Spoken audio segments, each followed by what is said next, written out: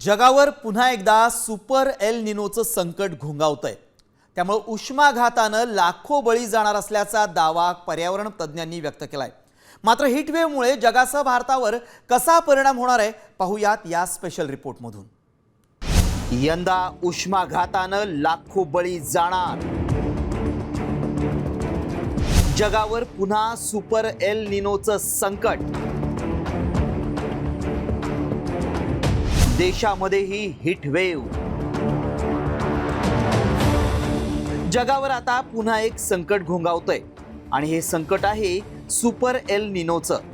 150 वर्षांपूर्वी जेव्हा super L निनोचं संकट आलं तेव्हा जगातील 4% लोकसंख्या उष्माघातानं मृत्युमुखी पडली होती। यावेळी जागतिक हवामान संघटनेनं जाहीर केलेल्या अहवालामध्ये पुन्हा एकदा एल निनो सक्रिय होण्याचे संकेत दिल्यामुळे जग पुन्हा एकदा उष्णतेच्या लाटेत होरपळून निघणार आहे। या अहवालात नेमकं काय म्हटलंय पाहूया। जागतिक हवामान संघटनेनं 2026च्या मध्यापर्यंत एल निनो परत येण्याचा अंदाज वर्तवलाय।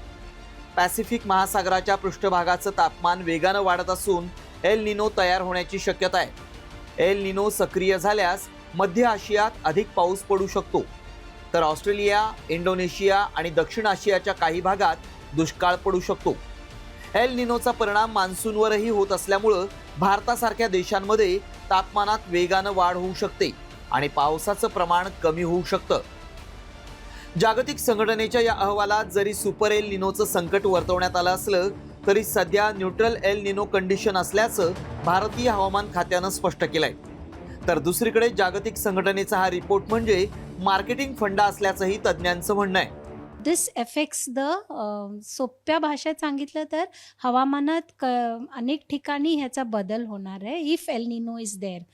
सध्या न्यूट्रल एल निनो कंडिशन्स आहे आणि असं अपेक्षा आहे की as we move towards monsoon El Nino येण्याची शक्यता आहे। पाश्चात्य देशांचा जो सध्याचा जो एकूण एल निनो आणि ला निनाकडे पाहण्याचा दृष्टिकोन हा पूर्णपणे प्रोफेशनल आहे आणि मार्केटिंगच्या दृष्टीने जागतिक स्तरावरती बी बियाणं खतं याची जी मोनोपॉली आहे ती युरोपियन देशांकडे। त्यामुळं मल्टीनॅशनल कंपनीज आणि हे सगळे जे लोक आहेत हे सगळ्या आशियाई देशांना भीती घालतात, जे शेतीप्रधान देश आहेत। त्यामुळं एल निनोचा काहीही परिणाम भारतीय उपखंडावरती होणार नाही आहे।